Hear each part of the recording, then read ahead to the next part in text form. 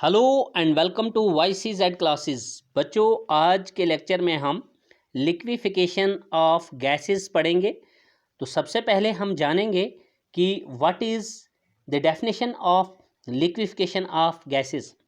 बच्चों, जैसे कि हम जानते हैं कि जब हम स्टेट्स ऑफ मैटर पढ़ते हैं तो बेसिक जो फिज़िकल स्टेट्स ऑफ मैटर हुआ करती हैं, जिनमें सॉलिड आता है, लिक्विड आता है और गैस आती है।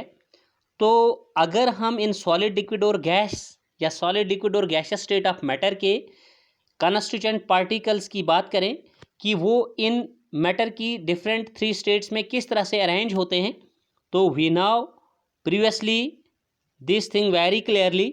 हम अच्छे से जानते हैं कि सॉलिड के केस में ये कॉन्स्टिट्यूएंट पार्टिकल्स जो सॉलिड को बनाते हैं, ये आपस में काफ़ी ज़्यादा क्लोज होते हैं, सो दैट दीज पार्टिकल्स में टच विद ईच अदर। ये आपस में एक दूसरे के साथ टच किए हुए होते हैं बेटा। तो अगर हम बात करेंगे लिक्विड स्टेट ऑफ मैटर में, तो लिक्विड स्टेट में जो है ये कॉन्स्टिट्यूएंट पार्टिकल जो उस लिक्विड को बना रहे होते हैं वो भी होते हैं close to each other, but they are not so close as these are seen in case of solids. Means they have small gaps between them. The constant particles of liquids or liquid state of matter have small gaps in between them. And whereas if we talk about the gaseous state, अगर हम ये तो liquid में हमको मिल रहा है, अगर हम गैसियस स्टेट ऑफ मैटर की बात करेंगे, अगर हम गैसेस की बात करेंगे, तो उनके जो मतलब पार्टिकल्स होते हैं, गैस पार्टिकल जो होते हैं, गैस मॉलिक्यूल जो होते हैं, they are very far apart from each other. वो काफ़ी दूर दूर आपस में डिस्टेंस बनाए हुए होते हैं, ठीक है। यानी लार्ज डिस्टेंस ऑफ सेपरेशन जो है उनके बीच हमको देखने को मिलता है गैसियस स्टेट ऑफ मैटर में। अब हमारा सवाल यहाँ पर है कि गैस को लिक्विड बनाना है, गैस को लिक्विफाई करना है। तो यहाँ पे आपने बेटा ध्यान करना है कि हम गैस को जो लिक्विड कर सकते हैं, this processing of converting a gas into a liquid can be achieved. इसको हम कर सकते हैं, इस गैस को हम लिक्विड कर सकते हैं bye either lowering the temperature. अगर हम सिस्टम पे उस गैसियस रिएक्शन के दौरान हम अगर टेम्परेचर लो रखें, लो टेम्परेचर और प्रेशर जो है वो हाई रखेंगे, low temperature and high pressure favours the liquefaction of gas. अगर हम टेम्परेचर लो रखें और प्रेशर जो है वो हाई रखें, जैसे मैं आपको यहाँ पे ये बात समझा दूँ। अगर ये हम एक कंटेनर ले रहे हैं बेटा, अगर इसमें कोई गैस रखी हुई है, सपोज़ कीजिए कि इस गैस ने इतना वॉल्यूम ऑक्यूपाई कर दिया है, इतनी स्पेस ऑक्यूपाई कर रखी है, इतना वॉल्यूम बनाई हुई है ये गैस। तो सपोज़ कीजिए इसको मैं V1 बोल रहा हूँ, ठीक है, ये जितना भी आएगा। और अगर हम इसमें अब एक पिस्टन लगा देंगे और पिस्टन को अगर हम नीचे की तरफ, एरो को देखिए आप, अगर इस कंटेनर में हम इस पिस्टन को नीचे की तरफ दबाएंगे, यानी हम प्रेशर अप्लाई करेंगे, it means we are increasing pressure, we are applying pressure on this gaseous mixture. इस गैसियस मिक्सचर पे हम प्रेशर अप्लाई कर रहे हैं, इस गैस पे हम प्रेशर अप्लाई कर रहे हैं।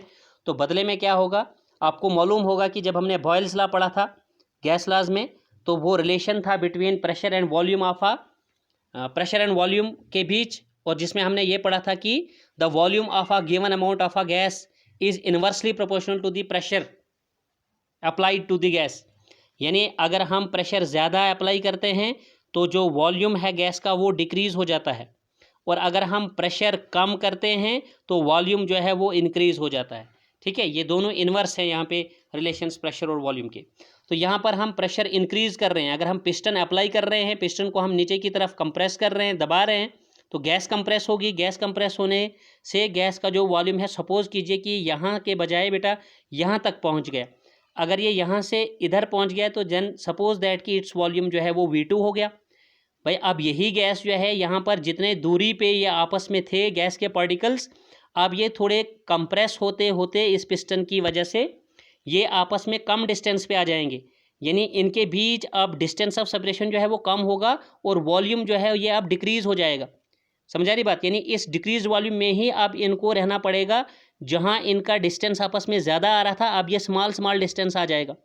और ये ड्यूरिंग दी मतलब conversion of this gas into liquid बेटा, इतना ये मतलब प्रोसेस होता चला जाएगा कि जैसे ही once they attains the state of liquid, कि जैसे हम इसको प्रेशर इंक्रीज करते करते जैसे ही ये गैस के पार्टिकल्स जो हैं उतने डिस्टेंस पर आ जाएंगे जितने डिस्टेंस पर लिक्विड स्टेट के लिक्विड पार्टिकल्स हुआ करते हैं, तो फिर यहाँ पे हम समझने लगेंगे कि गैस कंसर्न जो है वो लिक्विफाई हो चुकी है।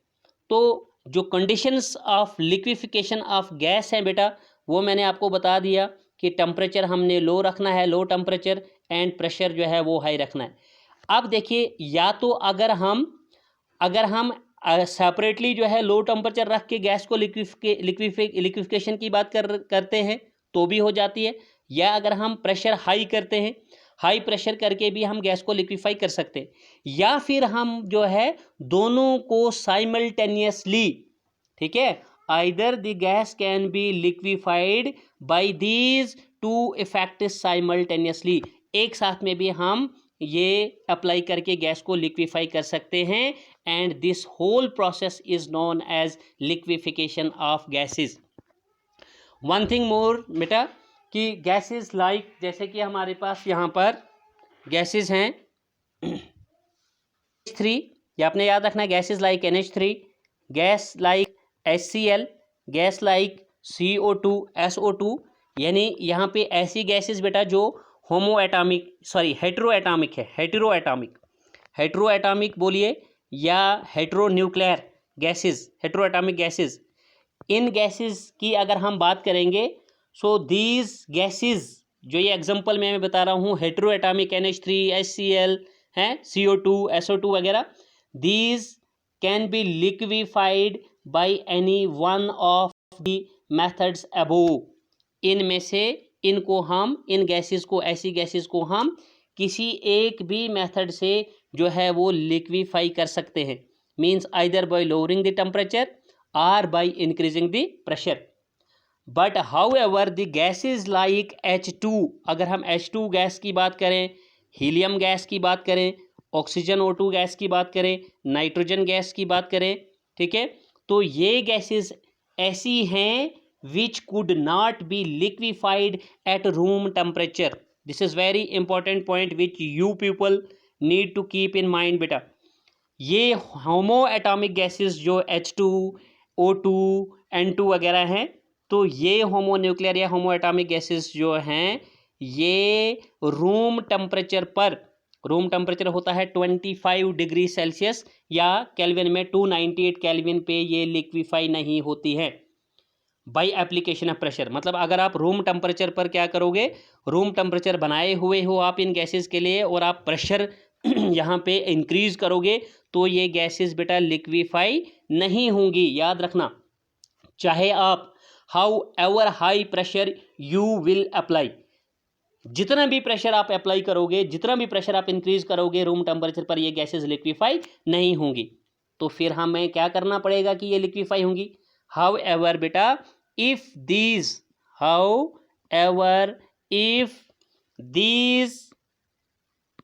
these gases are fast cooled, अगर हम इनको फास्टली क्या करेंगे, कूल करेंगे इन गैसेस को एट अ पर्टिकुलर टेम्परेचर, यानी फास्ट कूलिंग जब इनकी होगी तो इसका मतलब टेम्परेचर फर्दर जो है वो डिक्रीज होगा बेटा, फर्दर टेम्परेचर लो होगा, एंड देन हम प्रेशर अप्लाई करेंगे तो गैसेस लिक्विफाई होंगी, and then pressure is applied, and in this situation now the gases are, you can say such gases like N2, O2, H2 etc. they gets liquefied. Okay, so this temperature is called, अब ये जो temperature हमारे पास बेटा आया जब हमने gases को fast cool किया इस पर्टिकुलर टेम्परेचर पर, this particular temperature is called here, इसको हम कहते हैं बेटा क्रिटिकल टेम्परेचर। इसको क्या कहते हैं, this temperature is called critical temperature. यानी अगर हम दूसरे लफ्जों में देखें क्रिटिकल टेम्परेचर की डेफिनेशन जो है वो आप इस तरह से रखेंगे जहन में। Critical temperature means the temperature above which a gas can not be liquefied. Temperature above which, जिसके ऊपर एक गैस जो है, a gas can not be liquefied, जिसके ऊपर गैस जो है वो लिक्विफाई होगी ही नहीं। How ever high pressure one will apply, कोई कितना भी प्रेशर हाई क्यों ना अप्लाई कर दे, गैसेस वहाँ से ऊपर जो है वो लिक्विफाई होंगी बिल्कुल भी नहीं। ऐसे टेम्परेचर को हम क्रिटिकल टेम्परेचर कहते हैं। अब यहाँ पे एक और इंटरेस्टिंग बात आ रही है बेटा इस लिक्विफिकेशन ऑफ गैसेस के बीच में, वो ये है कि थॉमस एंड्रयू जैसे साइंटिस्ट क्या करते हैं। Thomas Andrew was the name of a scientist who in 1861 studied the, इसने क्या किया, studied the isotherms of, you know very well what are isotherms. Isotherms बेटा हम उन ग्राफ्स को कहते हैं जहां टेम्परेचर ऑफ द सिस्टम जो है वो कांस्टेंट रहता है। तो थॉमस एंड्रयू ने 1861 में स्टडी किया isotherms of carbon dioxide gas के एट डिफरेंट टेम्परेचर्स पर, ठीक है, at different temperatures by plotting a curve या बाई ड्राइंग अ कर्व, एक ग्राफ कर्व इसने ड्रॉ किया यहाँ पे समझाने के लिए, बिटवीन या a graph plotting a graph curve of you can से प्रेशर एंड वॉल्यूम, प्रेशर और वॉल्यूम के बीच एक ग्राफ प्लॉट किया थॉमस एंड्रयू ने फॉर द गैस कंसर्न, ठीक है, for the gas and which is called as isotherm. मतलब इसी ग्राफ को अब हम यहाँ पे आइसोथर्म कह रहे हैं, because in this graph the temperature in this gas ये system the temperature remains constant. That is why the graph so obtained between the pressure and volume at constant temperature is called isotherm. अब four सच, चार जिसको हम बोलेंगे four सच isotherms, ऐसे चार isotherms जो कि थॉमस एंड्रयू ने स्टडी किए 1861 में कार्बन डाइऑक्साइड गैस के, वो हम आपको इस तरह से दिखाते हैं। They are shown as below, वो नीचे हम आपको दिखाते हैं बेटा। तो आपको यहाँ पे क्या करना है, एक ग्राफ प्लॉट करना है। आप अपनी कॉपी सामने रखिए, पेन सामने रखिए या पेंसिल जो भी है, तो एक ग्राफ प्लॉट कीजिए बेटा। इस ग्राफ में आप यहाँ पे लिखेंगे कि यहाँ जो वाई एक्सिस के ऊपर है ये आप प्रेशर रखेंगे यहाँ, और एरो को फॉलो कीजिए कि यहाँ नीचे से ऊपर जो है वो प्रेशर राइज होगा, इंक्रीज़ होगा, और यहाँ इनिशियल से ही इधर अगर हम एक्स एक्सिस पे जाएंगे तो यहाँ हमारे जो है इस वाली एक्स साइड पे जो है वो हम वॉल्यूम रखे हुए हैं, तो यहाँ इधर से जो है इस डायरेक्शन में आप देखेंगे तो ये वॉल्यूम इंक्रीज़ होगा बेटा।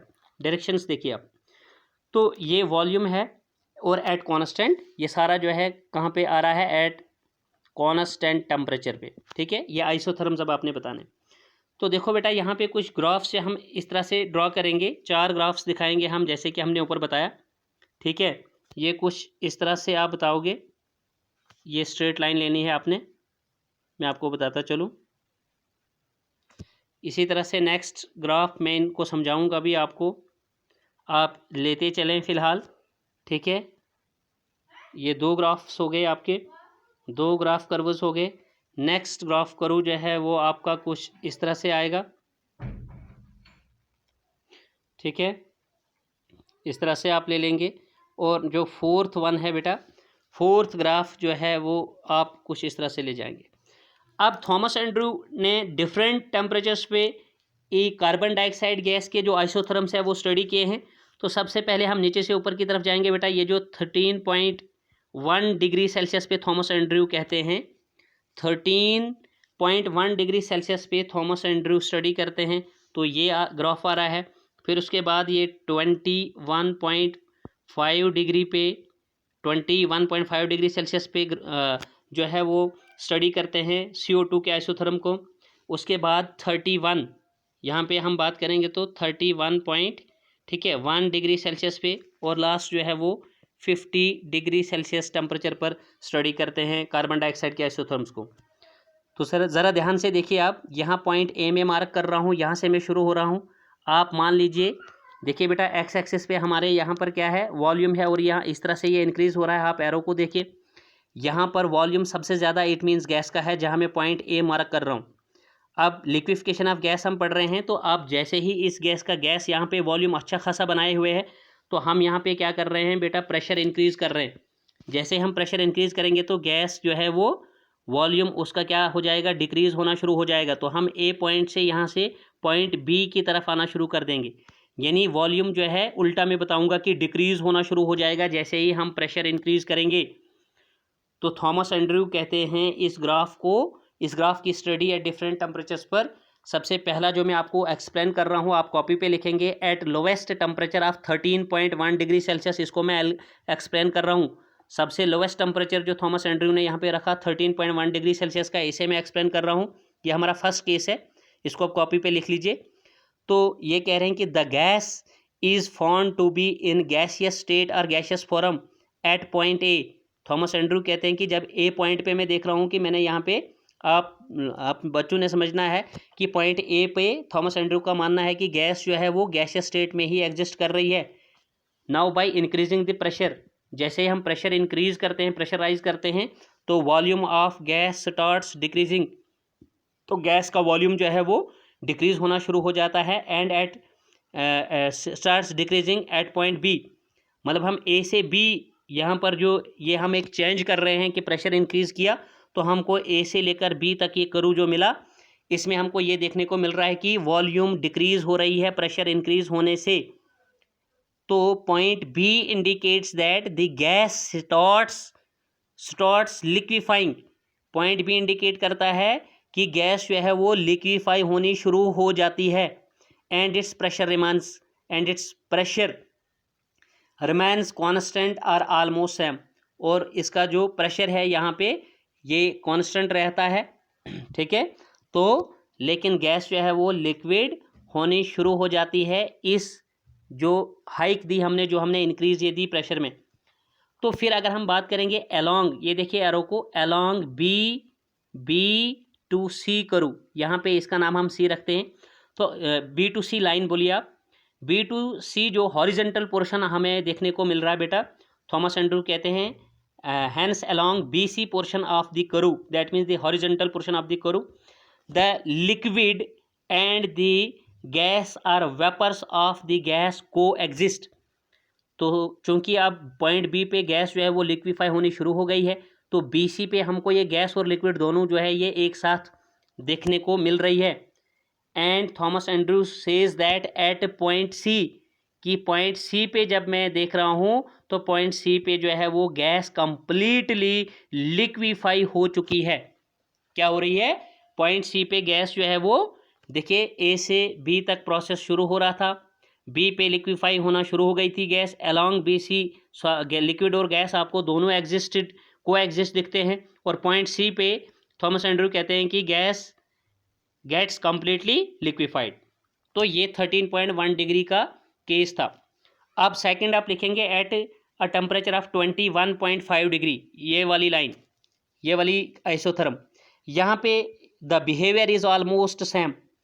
थॉमस एंड्रयू कहते हैं कि यहाँ पर बिहेवियर जो है, मैं कुछ नाम दे देता हूँ इसके, ये सी के बाद डी दे दिया मैंने ऊपर, फिर इसके बाद बेटा यहाँ पे मैंने ई दे दिया, यहाँ पे मैंने एफ दे दिया, ठीक है, ये हो गया आपका जी, ये हो गया आपका एच, कुछ इस तरह से, ये आई, ये जे, ये के, ये एल, ये एम एंड ये एन वगैरह, कुछ इस तरह से, ठीक है।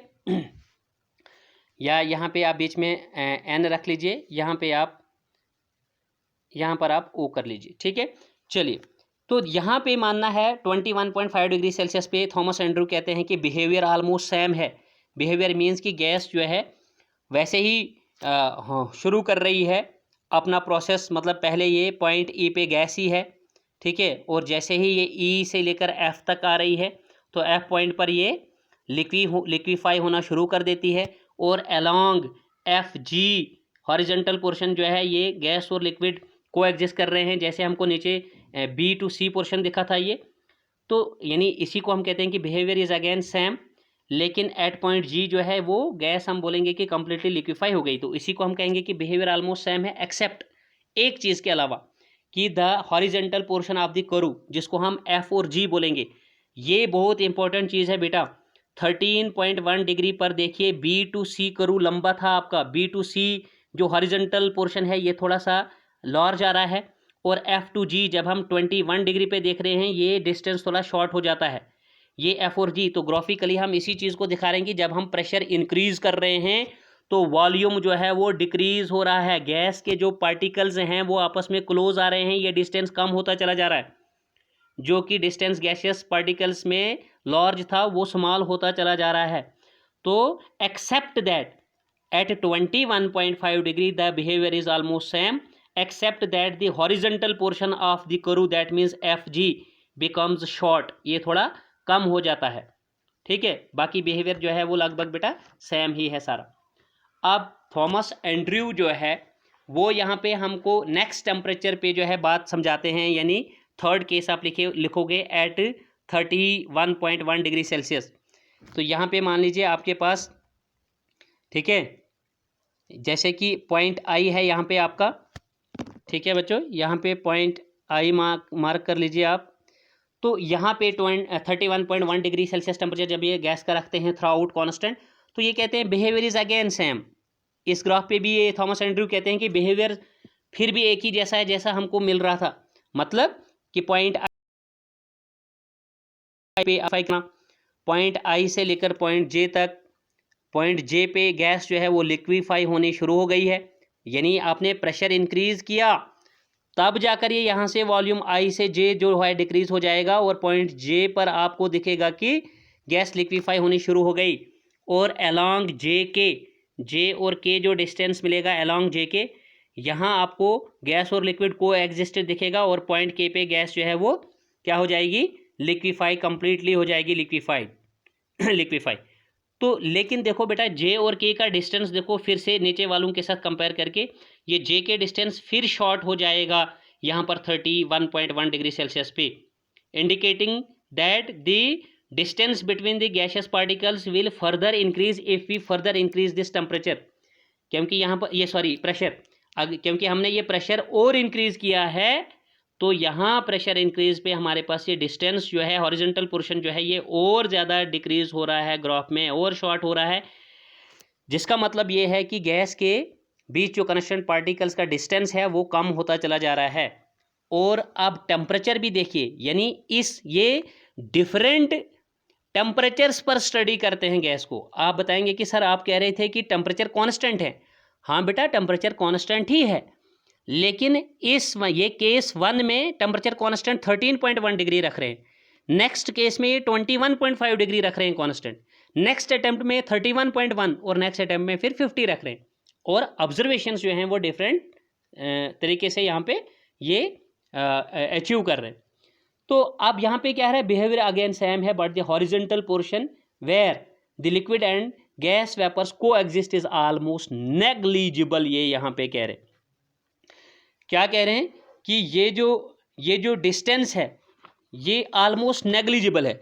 तो मैं यहाँ पे आपको बताऊँ दूँ तो कि ये ग्राफ आप थोड़ा सा इस तरह से बता देंगे, ये थोड़ा सा इस तरह से इसमें आप दिखाएंगे ट्विस्ट, ठीक है, कि हम ये J2 के डिस्टेंस को मेजर करते, तो यहाँ पे मैं दिखाने को बता रहा हूँ यहाँ पे आपको, लेकिन थॉमस एंड्रयू का मानना है कि ये जो डिस्टेंस है यहाँ पर हॉरिजॉन्टल पोर्शन जो हमको देखने को मिल रहे थे ये यहाँ पे नेग्लिजिबल है। क्या है ये यहाँ पे नेग्लिजिबल है, तो कुछ ग्राफ को ऐसे बता दो, ये वाली लाइन आप मान लो कि ये नेग्लिजिबल है डिस्टेंस यहाँ पे हॉरिजॉन्टल वाला, नेग्लिजिबल, ठीक है, नेग्लिजिबल डिस्टेंस। तो नेग्लिजिबल का मतलब हो गया कि ये मेजर ही नहीं हो रहा है कि ये डिस्टेंस अब कितना है, ठीक है, नेग्लिजिबल डिस्टेंस। समझ आ रही है आपको बात? तो ये यहाँ पे थॉमस एंड्रयू बता रहे हैं कि ये बिहेवियर सेम है, 31.1 डिग्री पे गैस बिहेव कर रही है सिमिलरली जैसे ये पीछे बिहेव कर रही थी, एक्सेप्ट दैट कि जो ये हॉरिजॉन्टल पोर्शन है ये नेग्लिजिबल अब आ रहा है। अब ये नेग्लिजिबल तो बेटा आएगा ही, क्योंकि फर्दर अब यहाँ पर इसका मतलब हो गया कि गैस ने जितना लिक्विड हो जाना था वो हो चुकी है, यानी जितनी गैस के पार्टिकल्स को क्लोज आना था वो उस डिस्टेंस तक जितना वो लिक्विड में हो सकते हैं उस डिस्टेंस पर वो आ चुके हैं। तो अब हमको यहाँ पर फर्दर जो है वो चेंज नहीं मिल रही है, इसलिए हम बता रहे हैं ये नेग्लिजिबल है। समझा रही बात आपको? तो चलिए ठीक है, नेक्स्ट ये स्टडी करते हैं। आप लिखिए fourth case at a temperature of 50 degree Celsius. 50 degree Celsius पर थॉमस एंड्रयू कहते हैं the CO2 gas remains in the gaseous form. ये कह रहे हैं कि जब मैं 50 डिग्री सेल्सियस पे इसी गैस को स्टडी करता हूँ, मैं देखता हूँ तो ये गैस मेरी जितना भी मैं प्रेशर यहाँ से इंक्रीज करता हूँ तो ये CO2 गैस 50 डिग्री सेल्सियस पर जो है वो लिक्विफाई नहीं हो रही है। तो आप करू को देखिए किस तरह से कि वो हॉरिजॉन्टल पोर्शन नेग्लिजिबल भी कुछ भी नहीं है यहाँ पे, नेग्लिजिबल, यानी गैस जो है वो गैसियस स्टेट में ही रह रही है, गैसियस स्टेट में ही रह रही है, ठीक है। और कोई भी डिस्टेंस मुझे यहाँ पे देखने को नहीं मिल रहा है। इट मीन्स दैट कि 50 डिग्री सेल्सियस पर जो कार्बन डाइऑक्साइड गैस है वो गैसियस स्टेट में रह रही है and it can not be liquefied whatever high pressure we will apply. चाहे हम कितना भी ज़्यादा प्रेशर यहाँ पे अप्लाई करेंगे, इंक्रीज करेंगे, गैस लिक्विफाई नहीं होगी। बेटा Thomas Andrew called the state of gas, Thomas Andrew इस गैस की स्टेट को लेकिन 13.1 पर ये हमको देखने को मिला था। 13.1 डिग्री सेल्सियस पर जो गैस की स्टेट है इसको कहते हैं at the state of Thomas Andrew called the state of gas at 13 नहीं बेटा 31 sorry 31.1। Thomas Andrew called the state of gas at 31.1 degree Celsius and above it और इसके ऊपर as critical state of gas. क्या बोला इन्होंने? इस state को इन्होंने बोला थॉमस एंड्रयू ने critical state of the gas. So here the temperature, the pressure and the volume means temperature, pressure and volume of the gas at such a state or at this state are known as critical temperature, critical pressure and critical volume respectively. Okay, जैसे कि अब मैं इस graph को बेटा यहाँ पे erase करता हूँ। ग्राफ यहाँ पर आप जब बना रहे हैं, जैसे मैंने आपको बताया, ये जब आप ये बनाएंगे इसके बाद आप यहाँ नीचे लिखेंगे फिगर। ये ग्राफ एक फिगर आप दिखा रहे हो यहाँ पे जो शो कर रहा है यहाँ पे लिक्विफिकेशन ऑफ गैस, यानी आप दिखाओगे आइसोथर्म्स। क्या लिखेंगे इसको? Graph figure showing isotherms of CO2 gas at different temperatures, isotherms of CO2 gas at different temperatures. ठीक है बेटा, तो अब आप यहाँ पे जैसे देखिए आप क्रिटिकल टेम्परेचर की अगर डेफिनेशन चाहते हैं, मैंने आपको बता भी दिया कि the temperature above which a gas can not be liquefied, ऐसा टेम्परेचर, और इस क्रिटिकल टेम्परेचर को हम T और बॉटम पे C सिंबल लिखते हैं। C मीन्स क्रिटिकल और ये temperature means the temperature above which a gas can not be liquefied, जिस टेम्परेचर के ऊपर गैस लिक्विफाई नहीं होगी। तो अब अगर आपको कोई पूछे कि critical temperature of carbon dioxide जो है वो कितना है, तो 31.1 degree Celsius is found to be the critical temperature of carbon dioxide gas, कि 31.1 के ऊपर जो है गैस लिक्विफाई नहीं होती है। जितनी गैस ने लिक्विफाई होना था वो 31.1 डिग्री तक ही हो गई, अब इसके ऊपर जो है वो गैस लिक्विफाई नहीं हो रही। 31.1 और इससे ऊपर गैस लिक्विफाई नहीं हो रही। जैसे कि आपको मालूम है 31.1 पे हमारे पास नेग्लिजिबल हॉरिजॉन्टल पोर्शन आया था, तो इसका मतलब इस पे गैस लिक्विफाई नहीं हुई, तो इसके ऊपर वाला टेम्परेचर पर भी गैस लिक्विफाई नहीं होगी। समझा रही बात? The temperature above which a gas cannot be liquefied, it is called the critical temperature. So critical temperature of carbon dioxide is 31.1 degree Celsius. Okay, चलिए नेक्स्ट है बेटा, इसी तरीके से आप देखेंगे कि सर क्रिटिकल प्रेशर क्या का डेफिनेशन क्या है। तो क्रिटिकल प्रेशर जो है आप लिखेंगे at critical temperature the pressure needed और required to liquefy a gas is called critical pressure. अब क्रिटिकल टेम्परेचर के दौरान जितना प्रेशर आपको रिक्वायर्ड होता है गैस को लिक्विफाई करने के लिए उसको हम क्रिटिकल प्रेशर कहते हैं। इसी तरह से आप बताओगे कि क्रिटिकल वॉल्यूम क्या होता है, तो the volume occupied by 1 mole of a gas at critical temperature and critical pressure is known as critical volume. तो ये थी बेटा definitions critical temperature, critical pressure और क्रिटिकल वॉल्यूम की, तो वही आपने यहाँ पे बता दिया। तो let's take some examples of critical temperatures of various gases. कुछ एग्जांपल्स यहाँ पे मैं आपको बताता हूँ जो आप याद रखेंगे। If you are asked by anyone, the suppose कीजिए कि अगर आपने यहाँ पे लिखना है बेटा कि हीलियम गैस है, यहाँ पे आप गैस लिखेंगे, नेम ऑफ गैस, और यहाँ आप इसका टेम्परेचर इन केल्विन बोलेंगे। कौन सा टेम्परेचर? टीसी, ठीक है, टीसी मीन्स क्रिटिकल टेम्परेचर। तो हीलियम का जो क्रिटिकल टेम्परेचर है वो है 5.3 केल्विन। और जो नेक्स्ट हाइड्रोजन गैस में आपको बताऊं, हाइड्रोजन गैस के लिए क्रिटिकल टेम्परेचर जो है वो 33.2 केल्विन, 33.3। इसी तरह से बेटा नेक्स्ट गैस है और नाइट्रोजन गैस। नाइट्रोजन गैस के लिए आप याद रखेंगे कि जो क्रिटिकल टेम्परेचर नाइट्रोजन गैस का है वो हुआ करता है 126 केल्विन। इसी तरह से है ऑक्सीजन गैस। ऑक्सीजन गैस के लिए आप याद रखेंगे कि इसका क्रिटिकल टेम्परेचर जो है वो 154.3 केल्विन है। और कार्बन डाइऑक्साइड CO2 का जो क्रिटिकल टेम्परेचर है वो है 304 केल्विन। बेटा अभी आप बताओगे कि सर आपने बताया था इसका 31.1 डिग्री सेल्सियस है क्रिटिकल टेम्परेचर, लेकिन वो डिग्री सेल्सियस में था, अभी हम केल्विन में बता रहे हैं। तो कन्वर्जन आपको आती है, जब डिग्री सेल्सियस से केल्विन में जाना होता है, ठीक है, तो हम +273 करते हैं, और अगर हमको केल्विन से डिग्री में आना होता है तो उतने केल्विन में से हम -273 करते हैं। तो जैसे मान लीजिए कि अगर मैं यहाँ पे, ठीक है, 304 जो यहाँ पे केल्विन आ रहा है कार्बन डाइऑक्साइड का क्रिटिकल टेम्परेचर, अगर मैं इसमें -273 करूँ तो यहाँ पर मेरे पास जो आंसर बचेगा बेटा 4 में से 3 1, 10 में से 7 बाकी 3, ठीक है, और यहाँ पे आपका यानी 31। ये हम थोड़ा सा होल नंबर पार्ट में बता रहे हैं। अगर आपको पूरा वो चाहिए था 31 पॉइंट समथिंग, तो फिर हमको यहाँ पर भी 273.15 लेना है, लेकिन हम होल नंबर पार्ट में ले रहे हैं बेटा, तो होल नंबर ही आंसर हमको यहाँ पे मिल रहा है कि 31। तो देखिए एक्चुअली 31.1 डिग्री है, लेकिन आपका होल नंबर पार्ट 31 तो आ रहा है ना, ठीक, ठीक है। तो ये आपका इतना डिग्री माना जाएगा, तो ये ठीक है आपका। तो नेक्स्ट आपने याद रखना है इसी तरह से अमोनिया गैस, ठीक है, आप यहाँ इसको टेबल में ऐड कर देंगे कि अमोनिया गैस NH3 का जो क्रिटिकल टेम्परेचर है बेटा वो 405.5 केल्विन होता है।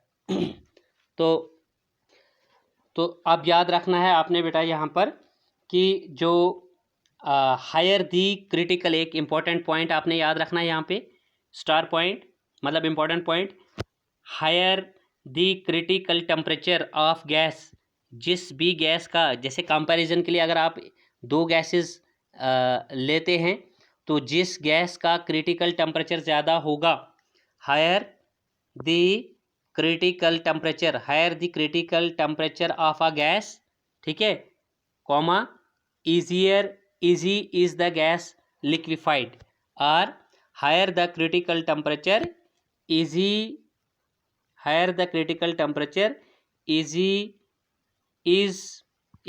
इज टू लिक्विफाई, आसान होता है वहाँ पे लिक्विफाई करना, easy is to liquefy the gas and vice versa. Vice versa का मतलब हो गया, अगर आप उल्टा करोगे, अगर आपका क्रिटिकल टेम्परेचर जो है वो लो है तो फिर गैस जो है वो लिक्विफाई आसानी से नहीं होगी। इसी तरह से आप बताओगे बेटा सिमिलरली, एक और पॉइंट याद रखोगे इम्पॉर्टेंट, कि जो क्रिटिकल वॉल्यूम होता है, क्रिटिकल वॉल्यूम,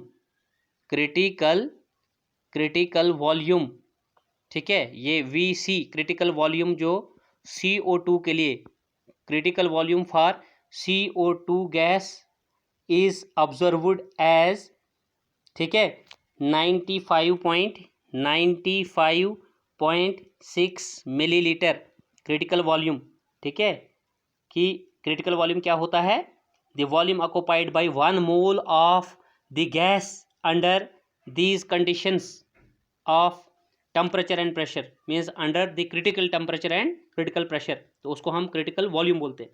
तो जो कार्बन डाइऑक्साइड के लिए क्रिटिकल वॉल्यूम माना गया है 95.6 मिलीलीटर माना गया है, ऑब्जर्व किया गया है। इसी तरह से अगर आप बताएंगे कि जो प्रेशर रिक्वायर्ड होता है लिक्विफाई करने के लिए गैस को एट क्रिटिकल टेम्परेचर पे, उसको हम क्रिटिकल प्रेशर कहते हैं। यानी the pressure required to liquefy the gas at critical temperature is called critical pressure, and the critical pressure, ठीक है, PC critical pressure for CO2 gas is found to be, बेटा ये भी आपने याद रखनी है, 73.9, ठीक है, एटमॉस्फेयर, 73.9 एटमॉस्फेरिक प्रेशर जो है ये रिक्वायर्ड होता है यहाँ पे इस कार्बन डाइऑक्साइड को लिक्विफाई करने के लिए क्रिटिकल प्रेशर। तो critical pressure of carbon dioxide भी बता दिया हमने, critical volume of carbon dioxide भी बता दिया, और critical temperature of carbon dioxide भी बता दिया। तो कुल मिला के हमने आज के टॉपिक में बेटा लिक्विफिकेशन ऑफ गैसेस पढ़ा। तो आपने देखा, आप फर्स्ट टू लास्ट देखिए लेक्चर को, कि यहाँ पर हमने पूरा जो है मैंने इसको बड़े आसान तरीके से जो है लिक्विफिकेशन ऑफ गैस को समझाया है बेटा। और थॉमस एंड्रू के जो कार्बन डाइऑक्साइड के लिए आइसोथर्म्स ड्रा उसने किए थे, ठीक है, वो भी मैंने यहाँ पे आपको बताए हैं, समझाए हैं। तो इस तरह से आज के लेक्चर में हमारा लिक्विफिकेशन ऑफ गैस जो टॉपिक है वो कवर हुआ।